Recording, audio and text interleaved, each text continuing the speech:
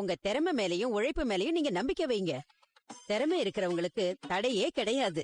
இந்த மாதிரி மூட நம்பிக்கைகள் நம்ம வெற்றியை தடுத்து வாழ்க்கையவே அழிச்சிடும். வரலாமா?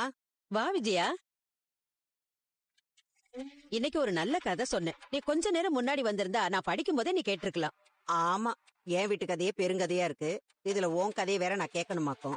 மாஸ்டர், சில நேரங்கள்ல வேற கதைகளை கேட்கும்போது நம்ம வீட்டு கதைக்கு ஒரு சொல்யூஷன் கிடைக்கும்ல. அத நான் கேட்டனா? விஜயா, அவர் நல்லதுக்கு தானே சொல்றாரு.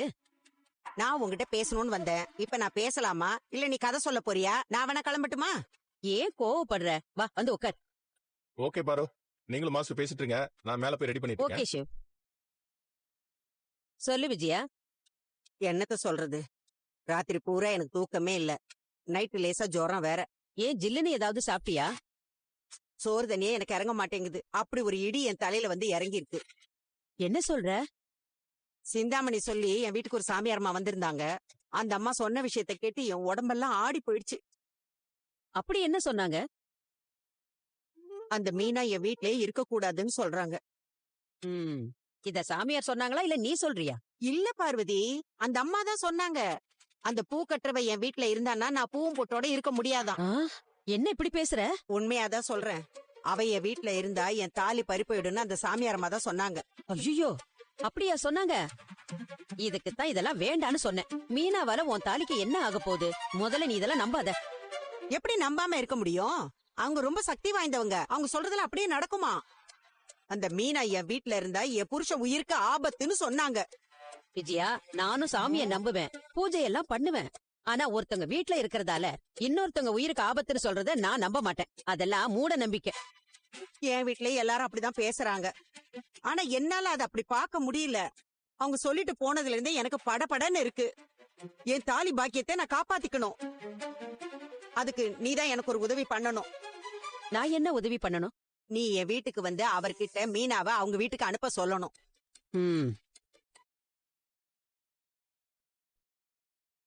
நீ சொன்னாலாவது அவருக்கு புரியுதான்னு பாப்போம். அவர் இதெல்லாம் மூட நம்பிக்கைன்னு சொல்றாரு. அண்ணன் மட்டும் இல்ல, நானும் அதத்தான் சொல்றேன். இது மூட நம்பிக்கை தான். ஏய், நீயே இதுக்கு முன்னாடி எத்தனை சாமியார்லாம் பாத்திருக்க? அவங்க சொன்னதெல்லாம் நீ பண்ணிருக்கல? ஆமா, பண்ணிருக்கேன். என் பையனும் பேரனும் என் கூட வந்து இருக்கணும்னு எல்லா பூஜையும் பரிகாரமும் பண்ணிருக்கேன். ஆனா அப்படி நடந்துச்சா என்ன? இப்ப சுத்தமா என் பையன் என்கிட்ட பேசுறதே இல்ல, அதுவும் ஒன்னால. சரி, இப்ப எதுக்கு அதெல்லாம் பேசிக்கிட்டு? நாம என்னதான் பூஜை புனஸ்காரம்னு பண்ணாலும் கடவுள் நினைக்கிறது தான் நடக்கும். இது தெரியாத முட்டாளுங்க தான் ஓடி ஓடி பூஜை பண்ணிக்கிட்டு இருப்பாங்க. அது என்னால அப்படி எல்லாம் கண்டுக்காம இருக்க முடியாது பார்வதி. அதானே, உன்ன மாதிரி சில பேர் இதையெல்லாம் நம்பிக்கிட்டு தான் இருக்காங்க. இப்பதான் நான் மூட நம்பிக்கைங்கிறது ரொம்ப தப்பு, அது நம்மள வாழ்க்கையில ஜெயிக்க விடாதுன்னு இப்பதான் படிச்சு முடிச்சேன். நீ என்னடா இப்படி சொல்ற? என்னால வந்து அண்ணன் கிட்ட நீ சொல்ற மாதிரி எல்லாம் சொல்ல முடியாது விஜயா. இதெல்லாம் நீயும் நம்பாத, உன் நல்லதுக்காக தான் சொல்லிட்டு இருக்கேன். நீ என்ன இவ்வளவு சாதாரணமா சொல்லிக்கிட்டு இருக்க? அந்த அம்மா சொன்னதெல்லாம் அப்படியே நடந்திருக்கான். விஜயா, நீ வீணா மனச போட்டு குழப்பிக்கிற. இப்ப மீனா வீட்டை விட்டு போறதால எல்லாம் சரியாயிடும்னு நினைக்கிறியா? அப்படி அந்த சாமியாரம்மா சொன்ன மாதிரி என் வாழ்க்கையில நடந்துட்டா? அப்படியெல்லாம் நடக்காது. யாருடைய வாழ்க்கையும் யாரும் தீர்மானிக்க முடியாது. நீ கடவுளை நம்புறல்ல? ஆமா. அப்போ இந்த மாதிரி சொல்றவங்களை நீ நம்பவே கூடாது. நீ தினமும் கோயிலுக்கு போய் சாமியை வேண்டிக்கோ, வீட்ல பூஜை பண்ணு, எல்லாரும் நல்லா இருக்கணும்னு நினைச்சுக்கோ. அப்படி பண்ணாலே உனக்கு இருக்கிற எல்லா பிரச்சனையும் தீந்துடும். அப்ப நீ வந்து பேச மாட்டேல்ல? நீ சொல்ற மாதிரி பேசுறதுக்கு நான் வரமாட்டேன் விஜயா, என்ன மன்னிச்சிரு.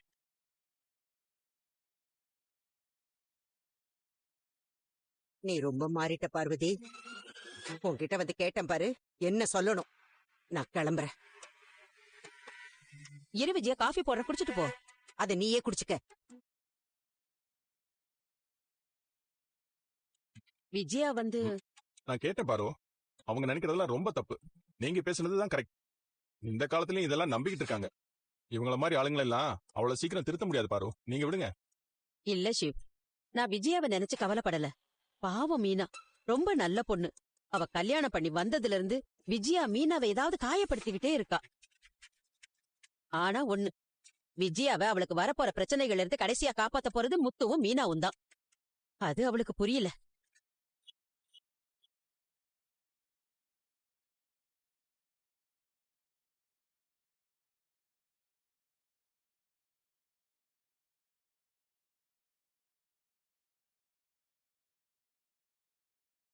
என்னம்மா மீனா இவ்வளவு விளக்கேத்தி வச்சிருக்க? கார்த்திகை தீபம் தான் விசேஷம். இன்னைக்கு என்ன விசேஷம்? இல்ல மாமா, பெரியவங்க ஒருத்தவங்க இப்படி இழுப்பண்ணையில விளக்கேத்துனா வீட்ல இருக்கிற பெரியவங்களுக்கு ரொம்ப நல்லதுன்னு சொன்னாங்க. அதான் மாமா. பா அம்மா மீனா வீட்டை விட்டு போன்னு சொல்லிட்டு இருக்காங்களப்பா. அதுக்கு பரிகாரமா மீனா ஒருத்தவங்களை பார்த்து பேசி இருந்திருக்கா. அவங்க தான் இப்பெல்லாம் பண்ண சொல்லியிருக்காங்க. என்னம்மா இதெல்லாம் தேவையில்லாம ஏன் பயப்படுற? ஊருக்குள்ளார நிறைய பேர் இந்த மாதிரி சொல்லிட்டே இருப்பாங்க. எதையும் மனசுல வச்சு குழப்பிக்காத. பா அவளுக்கும் பயம் இருக்குல்லப்பா. அத்தை யாரோ ஒரு பெரியவரை வர சொல்லி என்ன இதுன்னு கேட்டுருக்காங்கப்பா. அதுக்கு அவர் தான் இந்த மாதிரி விளக்கேத்த சொல்லியிருக்கிறாருப்பா. என்னங்க வீடு பூரா விளக்கேத்தி வச்சிருக்கு? அதற்கிட்ட நீ எங்க போயிட்டு வர? அதை ஏன் கேக்குறீங்க? சரி வேண்டாம் விடு. ஐயோ என்னன்னு கேளுங்க. அப்ப சொல்லு. அன்னைக்கு நம்ம வீட்டுக்கு வந்தாங்கல்ல ஒரு சாமியார். என்னமா சொன்னாங்க? அந்த அம்மா சொல்றது எல்லாம் அப்படியே நடக்குதாம். கோயில்ல வந்தவங்க எல்லாரும் அததான் சொன்னாங்க. ஒரு பொண்ணுக்கு ஆம்பளை பிள்ளை பிறக்கும்னு சொன்னாங்களாம். அதே மாதிரி ஆம்பளை பிள்ளை பிறந்துருச்சா? இதெல்லாம் ஒரு பெரிய விஷயமாப்பா. நம்ம பாட்டி வயித்த பார்த்தே சொல்லிடுவாங்க அது ஆம்பளை பிள்ளையா பொம்பளை பிள்ளையான்னு. டேய் உங்க பாட்டி கர்ப்பமான பொண்ணை பார்த்து தாண்ட சொல்லுவாங்க. ஆனா இந்த அம்மா அந்த பொண்ணை பார்க்காமலே சொன்னாங்களாம். அது பெரிய விஷயம் தானே? அம்மா அதெல்லாம் அம்மா, ஆமா ஃப்ராடு சாமியாரு. டேய் அவங்க ஃப்ராட் எல்லாம் இல்ல. அவங்கள இன்னைக்கு நான் கோயில்ல பார்த்தேங்க. போச்சுரா இன்னைக்கு என்ன சொல்லி வச்சிருக்கோம் அந்த ஃப்ராடு. டேய் நீ சொல்றது மட்டும் தான் கரெக்ட் நினைக்காத. அம்மா இன்னைக்கு அந்த ஃப்ளூக்ல சொல்லுவாங்கம்மா. எப்படியோ ஆண் குழந்தை இல்ல பெண் குழந்தை ரெண்டுத்துல ஒண்ணு தானே பிறக்க போகுது. இது கரெக்ட். இதே வயிற்றுல இருந்து ஒரு சிங்கம் பிறக்கும்னு சொல்லி அது பிறந்திருந்தா அது ஆச்சரியமான விஷயம், நம்ம தகுந்த விஷயம். டேய் எல்லாமே உனக்கு விளையாட்டு தான்டா. அது ஒருத்தருக்கு மட்டும் இல்ல. அவங்க யார் யாருக்கு என்னெல்லாம் சொன்னாங்களோ அது எல்லாமே நடந்திருக்கான். சரி அவங்க சொன்ன மாதிரியே நடந்துருக்கிட்டு அதுக்கு என்ன பண்ண சொல்ற? ஏங்க அத நினைச்சுதாங்க எனக்கு ரொம்ப பயமா இருக்கு. இவளால உங்க உயிருக்கே ஆபத்துன்னு அவங்க சொல்லிருக்காங்கங்க. ஆமாப்பா இந்த விஷயத்துல நம்ம கொஞ்சம் கரெக்டா இருக்கணும்பா. ஏதாவது கொஞ்சம் தப்பாச்சுன்னா கூட அப்புறம் சரி பண்ண முடியாது. அந்த அம்மாக்கு ஏதோ கண்டிப்பா ஒரு சக்தி இருக்குப்பா. அப்படி இல்லாமலே அத்தனை பேர் தேடி வராங்க.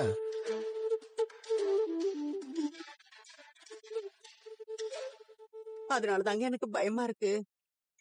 அவளை வீட்டை விட்டு முதல்ல அனுப்பிடுங்க.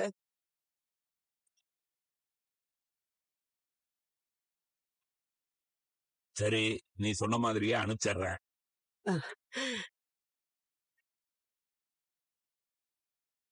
ஆனா மருமகளை வீட்டை விட்டு அனுப்பின பாவம் எனக்கு வேண்டாம். அதனால நானும் பேசாம மீனா வீட்டுக்கு போயிடுறேன். சூப்பர்பா, நம்ம 2 பேரும் மீனா வீட்டுக்கு கிளம்பி போயிடலாம்பா. டேய் என்ன மட்டும் ஏன்டா விட்டு போற? அப்ப நீ வந்துரு, 3 பேரை சேர்ந்து கிளம்பி போயிருவோம். அம்மாவும் தொழிலதிபர் மட்டும் இந்த வீட்டுல சந்தோஷமா நிம்மதியா இருக்கட்டும். டேய் நீ சும்மா இருடா.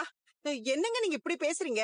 நீங்க என்ன விட்டு போயிடக்கூடாதுன்னு தானே நான் இவ்வளவு பேசிட்டு இருக்கேன். நீங்க என்னடா அவங்க கூடவே போறேன்னு சொல்றீங்க? நீ சொல்றத கேட்டு சமாதானம் ஆகணும். நான் அப்படித்தான் பண்ணணும். அம்மா நீங்க முதல்ல இதெல்லாம் நம்புறத ஸ்டாப் பண்ணுங்க. அப்பாக்கு எதுவும் ஆகாது. ஊர்ல முக்காவாசி பேர் இந்த மாதிரி ஜோசியம் பாக்குறேன் வாஸ்து பாக்குறேன்னு ஃப்ராடு வேலை பண்ணிட்டு தான் தெரியுறாங்க. அம்மா நீங்க சாமி கும்பிடுங்க, கோயிலுக்கு போங்க, அதெல்லாம் நாங்க வேணாம்னு சொல்லல. ஆனா இந்த மாதிரி முட்டாள்தனமா சொல்றதெல்லாம் நீங்க நம்பாதீங்க. உங்களுக்கு அது எப்படி வேணாலும் இருக்கலாம். ஆனா நான் இத நம்புறேன். இதான்ப்பா என் பிரச்சனையும். இப்ப அம்மா யாரோ சொன்னதை நம்புறாங்கல்ல, அதே மாதிரி மீனா யாரோ ஒரு பெரியவர் இந்த மாதிரி விளக்கெல்லாம் ஏத்தனா நல்லதுன்னு சொல்லியிருக்கிறாரு. அதனால அவ பண்ணிட்டு இருக்கா. ஆமா விளக்கேத்துனா எல்லாம் சரியா போயிடுமா? இதெல்லாம் நம்புற மாதிரியா இருக்கு? அது சரி, யாரோ ஒரு அம்மா வந்து மீனா அந்த வீட்டுல இருந்தா அப்பா உயிருக்கு ஆபத்துன்னு சொல்றாங்க, அதை நீங்க நம்புறீங்க. மீனா இதை நம்ப கூடாதா? என்னப்பா நான் சொல்ற கட்டு தானப்பா? உங்களுக்கு எல்லாம் என் கஷ்டம் புரியாதுடா. என் புருஷ உயிரை விட இவ இந்த வீட்டுல இருக்கிறதா உங்களுக்கு எல்லாம் முக்கியமா போயிடுச்சு. விஜயா பேசுறத நிறுத்துறியா? சும்மா சொன்னதையே சொல்லிட்டு இருக்காத. தேவையில்லாம மனசை போட்டு குழப்பிட்டு இருக்காத. அதே மாதிரி யார் எதை சொன்னாலும் நம்பாத. இதெல்லாம் நம்மளா யோசிச்ச ஒரு முடிவு பண்ணணும். அப்படி சொல்லுப்பா. அதுக்குதான் நமக்கு 6வது ஒரு அறிவு கொடுத்துருக்காங்க. அது சில சமயத்துல நம்ம யாருமே யூஸ் பண்றது இல்ல, படிச்சவன் உட்பட. விஜயா உன் நம்பிக்கைக்கு யாரோ ஒரு அம்மாவை கூட்டிட்டு வந்து பார்த்தேன். அதே மாதிரி மீனாவை அவன் நம்பிக்கைக்கு யாருகிட்டயோ கேட்டிருக்கிறா. அவங்க விளக்கேத்த சொல்லியிருக்காங்க, மீனாவும் விளக்கேத்தி இருக்கிறா. இதுலயே எவ்வளவு முரண்பாடு இருக்கு பாரு. ஒருத்தர் மீனா வீட்டுல இருந்து அசம்பாவிதம் நடக்குன்னு சொல்றாங்க, ஒருத்தர் வீட்டுல விளக்கேத்தினா எல்லாம் சரியாயிருன்னு சொல்றாங்க. இப்ப இதுக்கு என்ன பண்றது? எப்படி சரி பண்றது? சரியா சொன்னப்பா, இதான்ப்பா அனுபவங்கிறது. மத்தவங்களை பாதிக்காத அளவுக்கு எந்த ஒரு நம்பிக்கையா இருந்தாலும் பண்ணலாம். நம்ம ஒரு விஷயத்த பண்றதுனால அடுத்தவங்களுக்கு பாதிப்பு வருதுன்னா அதை பண்ணக்கூடாது. மீனா நீ விளக்கேத்துறதுனால அந்த வீடு எவ்வளவு பிரகாசமா இருக்கும், அதே மாதிரி அப்பாவும் அம்மாவும் நீண்ட ஆயுளோட இருப்பாங்க. நீ ஏத்து. நான் சொல்றத மட்டும் இங்க யாரும் கேட்காதீங்க. ஏய் தள்ளுடா. எனக்கு என்னமோ பயமா இருக்குப்பா. டேய் எல்லாரும் உன்ன பார்த்தாண்டா பயப்படணும். நீ தான் எப்ப எந்த நேரத்துல தேவலாம் என்ன செய்வேன்னு தெரியாது. பேசாம போயிட்டு சொல்லிட்டேன். மீனா அதான் அப்பாவே சொல்லிட்டார்ல, யாரையும் பாதிக்காத எந்த நம்பிக்கை இருந்தாலும் செய்யலான்னு. நீ சந்தோஷமா விளக்குது.